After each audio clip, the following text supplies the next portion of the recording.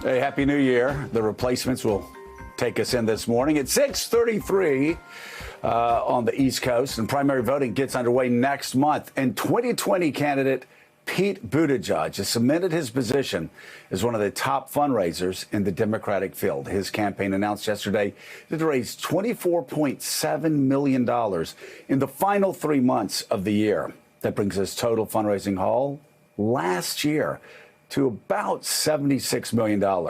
That's incredible. Meanwhile, though, Senator Bernie Sanders' campaign announced this morning that it raised $34.5 million in the fourth quarter. He also hit another milestone, surpassing 5 million individual donors in that same quarter. Andrew Yang's campaign announced this morning that he raised $16.5 million, a figure that certainly could help him remain competitive.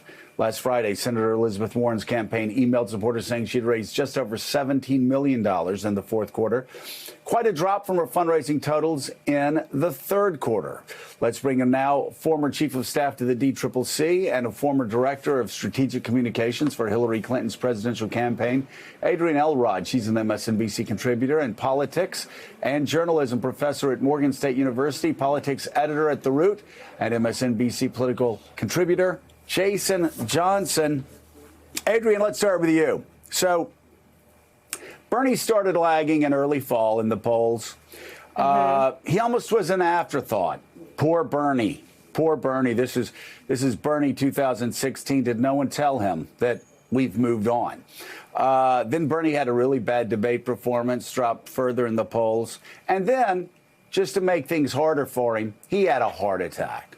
Yeah. And so it was over. His campaign was done. Everybody was getting ready to write the farewells to Bernie.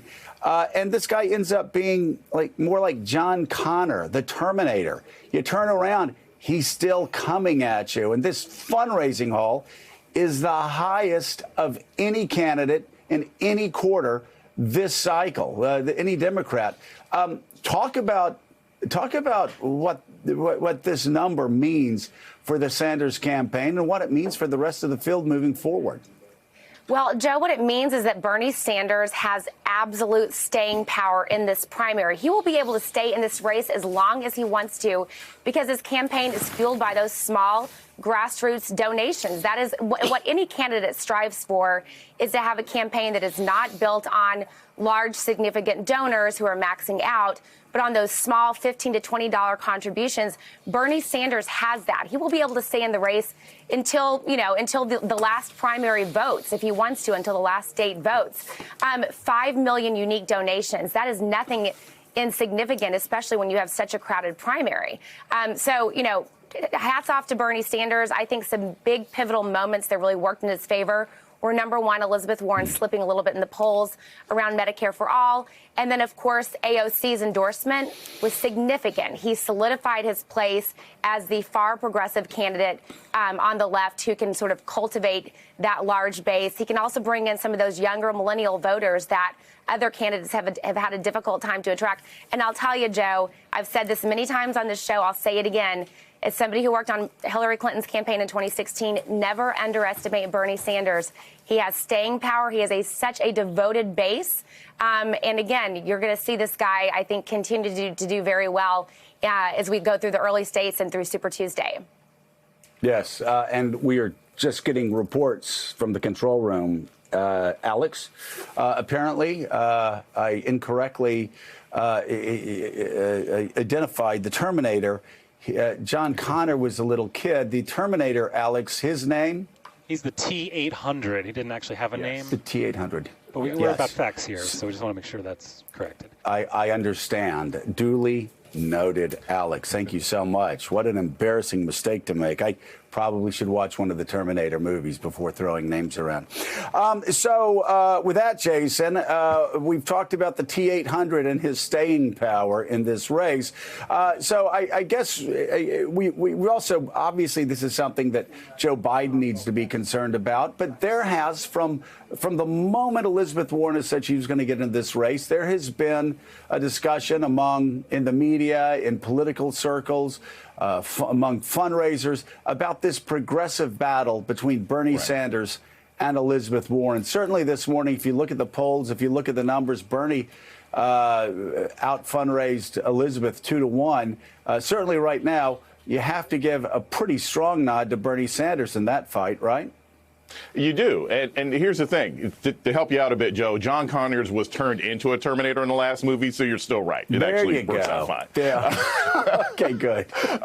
But yeah, so here's the thing. The idea there was going to be a progressive battle between Bernie Sanders and Elizabeth Warren. It was never something that had much resonance with me because that presumes that Bernie Sanders supporters are supporting him primarily for policy purposes, and that's not really what's going on. A lot of his core base support like him because they see him as sort of a political and democratic savior type character. So he was always going to end up winning out any sort of policy argument because in the end of the day, people they like Bernie, and they're Bernie or bust kind of people. But I do think it's critical to remember this. We really are down to 4 people who have any chance. You've got Joe Biden, Bernie Sanders, Mayor Pete, and Elizabeth Warren. The question is going to be not about who's got enough money, because they all have enough money to go way past Super Tuesday. The question is going to be which of these candidates can bring together the kind of coalition that they need to work long term. And no matter what anybody says, scoreboard, Joe Biden is still winning this thing. He's still leading Bernie Sanders by 10% of the vote. And so clearly he is winning amongst black people. He is winning amongst the old. He's winning amongst young people.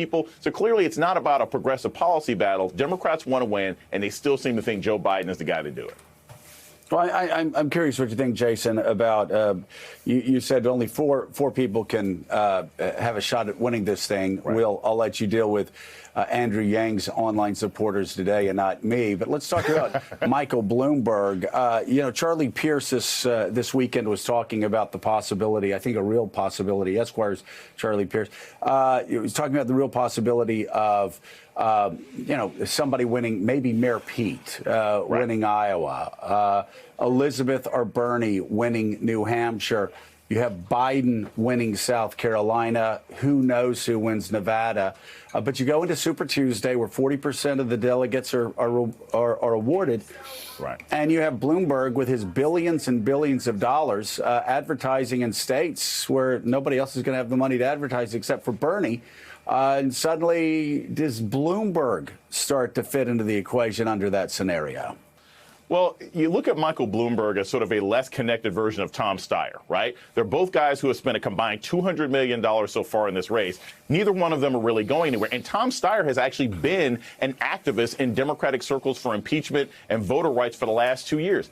I don't think Michael Bloomberg can make that much of an impact. What is his constituency? New Yorkers? Well, I don't know that that's necessarily a constituency that's going to work across the country. He's doing terrible amongst African-American voters because of stop and frisk and some of his recent statements about the exonerated 5.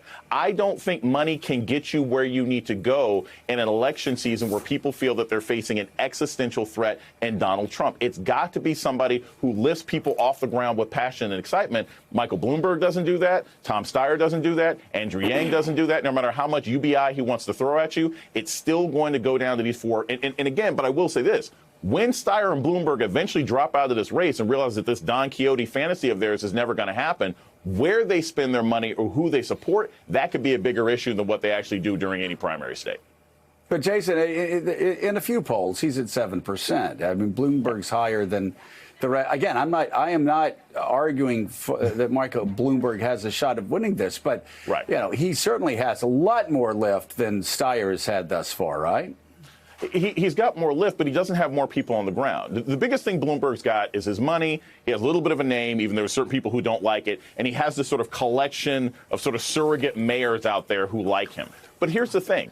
On the ground, when I talk to people in Iowa, when I see commercials of Michael Bloomberg in Maryland, he doesn't have enough people who are actually working for him on the ground for him to get the votes that he needs. Right now, his highest poll numbers come because of things like name recognition. And name recognition alone is not going to win you a state when you've got 4 or 5 additional campaigns that are bearing down. Michael Bloomberg can do fine at 6 or 7% in certain obscure states that go past Super Tuesday. But once he's got to compete with a Bernie Sanders, once Joe Biden's people are on the ground, once we really start to narrow down the people who can win, people are going to be faced with the question, do you think Michael Bloomberg can beat Donald Trump? I don't think the answer to that's going to be yes for most Democrats. Well, we'll talk to Adrian and others on the other side of the break on that, and we'll also be talking about Mayor Pete starting to go after Joe Biden.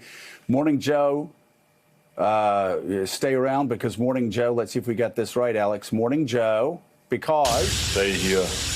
I'll be back. There we go.